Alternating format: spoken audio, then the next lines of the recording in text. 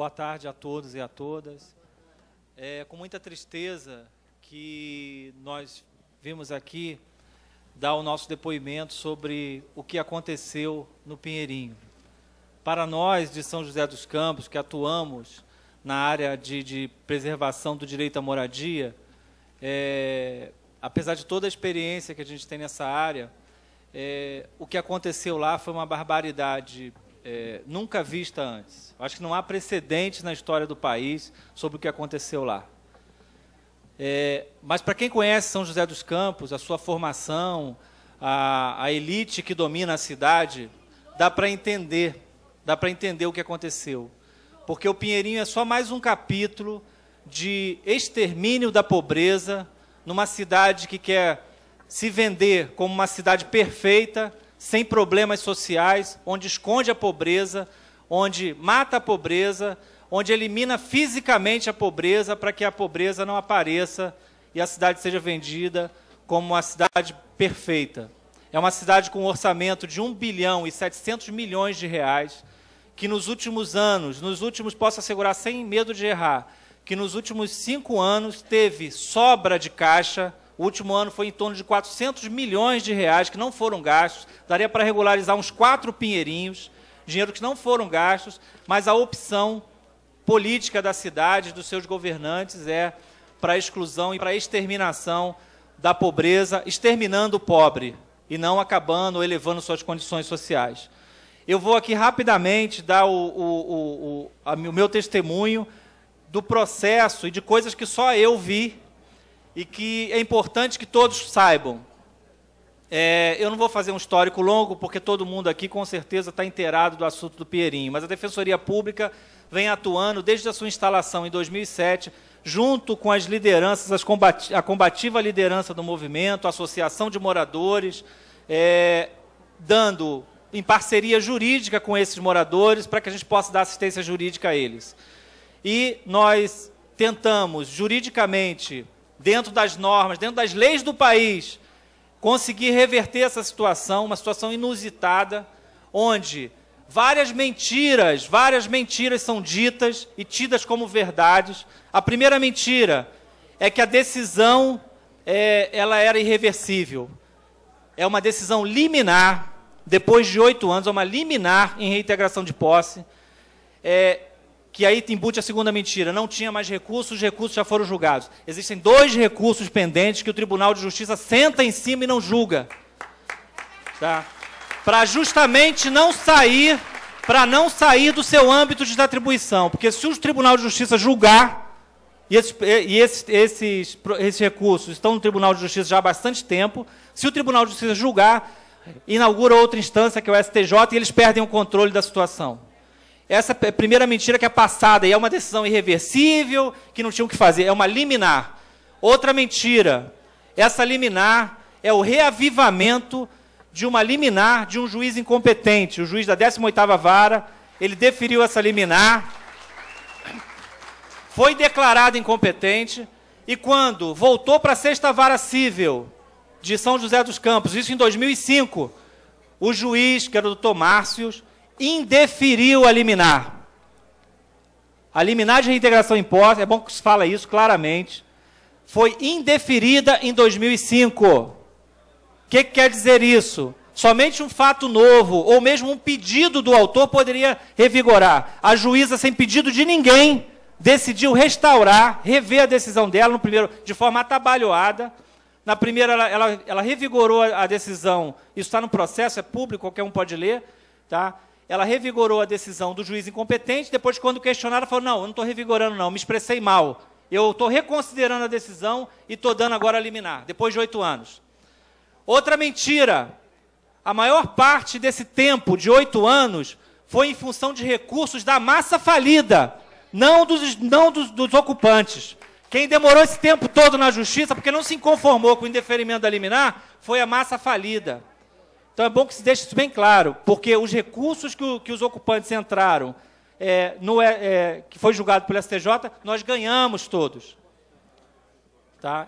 Não inconformados por terem perdidos dentro da lei, e nós estamos falando de nada fora da lei, estamos falando dentro da lei, eles usaram desse subterfúgio de restaurar uma liminar para poder cumprir. São coisas que a imprensa, infelizmente, não passa, porque é muito difícil de se explicar todos esses detalhes.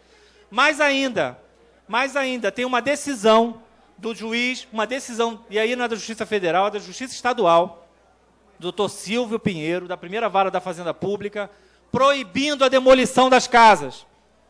A prefeitura entrou com uma ação demolitória para demolir as casas, com base nas normas urbanas de ocupação do solo.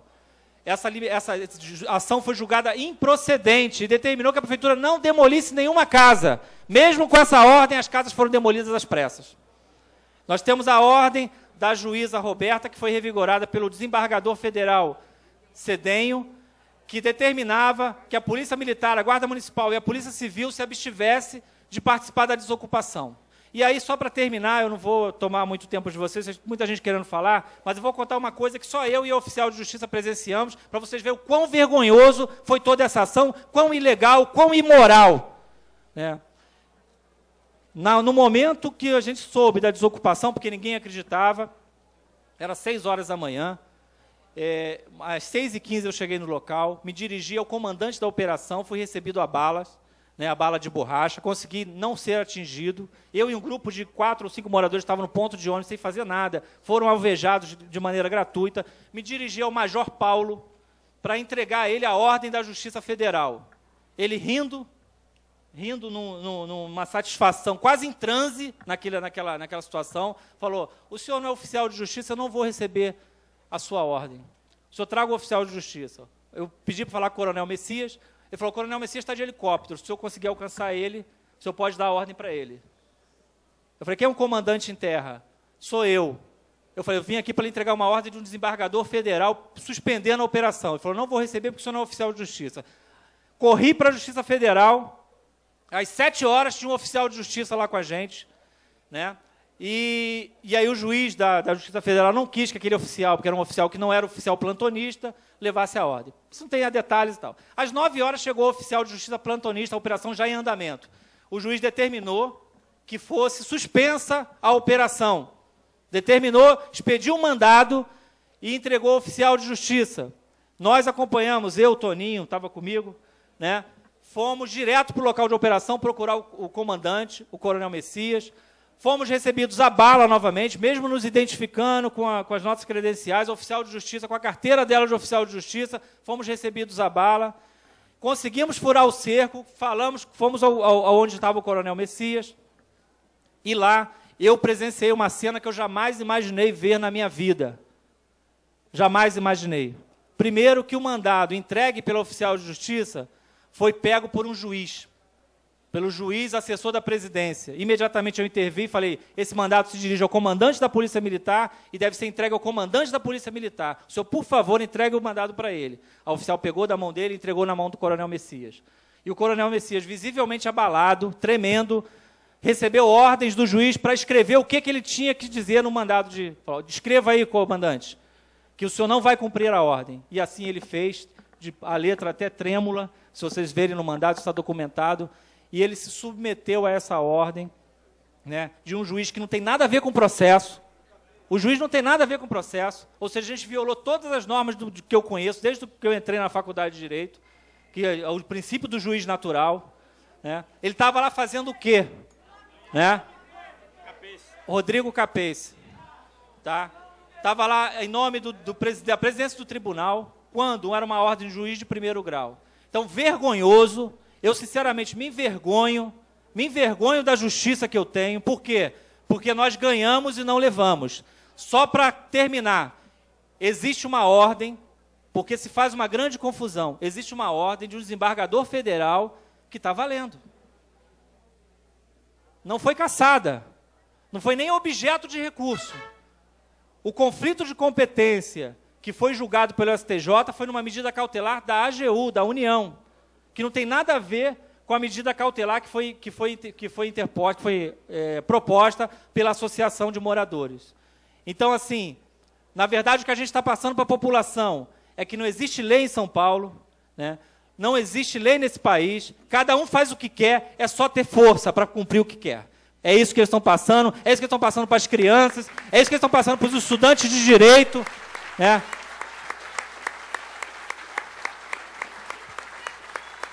E a gente, eu acho que o mais importante é isso. Não é só indignação, não é só solidariedade. É que isso não fique impune. Que tenha consequências, esses atos tenham consequências. Doa quem doer. Muito obrigado.